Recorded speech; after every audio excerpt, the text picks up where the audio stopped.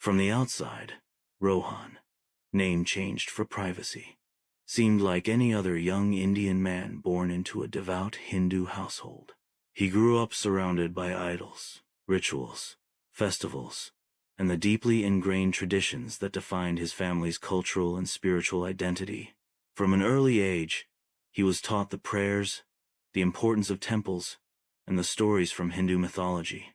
His parents ensured he was educated in religious practices, visiting temples, fasting on specific days, and reciting mantras.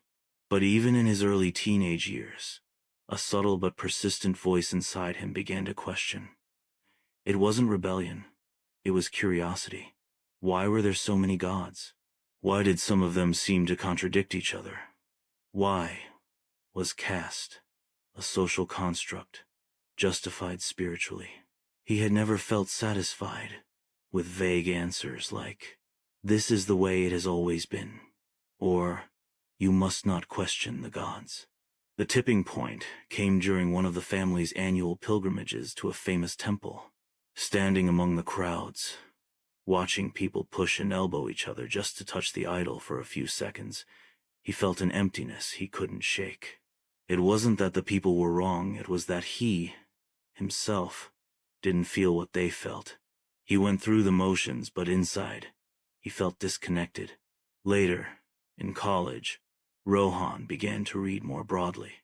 Philosophy, religious texts, and history opened new windows for him.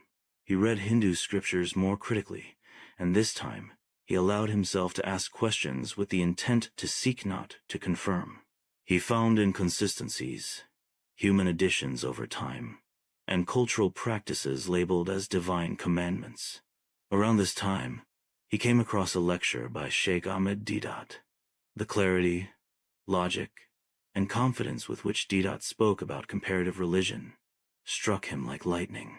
Rohan wasn't looking for Islam, but Islam had found him in that moment. He watched more lectures, then came across videos by Dr. Zakir Naik. Their logical approach, evidence-based arguments, and unwavering belief in the oneness of God resonated with the deepest core of what Rohan had always felt, but could never articulate. Still, it was not an easy path.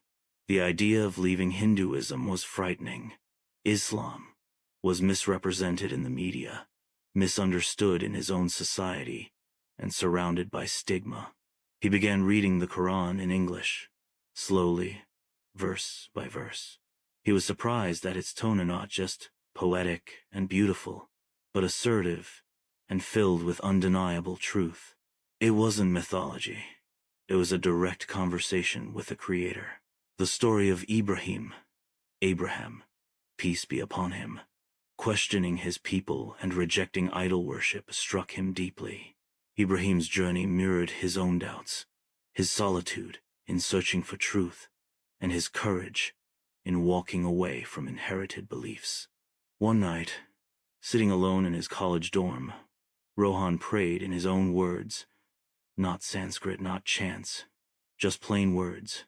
God, if you're out there, if you're truly one, guide me. He wept.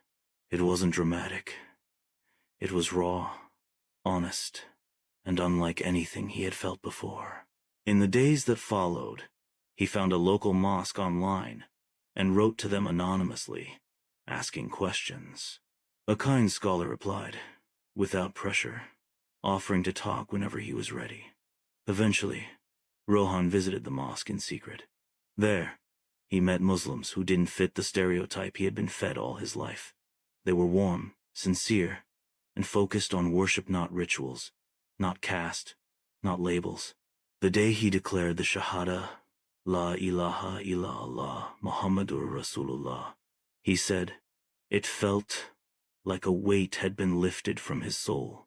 He wasn't betraying his parents. He wasn't rebelling. He was simply returning to the truth that had been buried beneath years of culture, fear, and tradition. Rohan took a new name, but kept his heart the same. A heart that sought truth, and in Islam, found peace. His family reacted with shock and denial.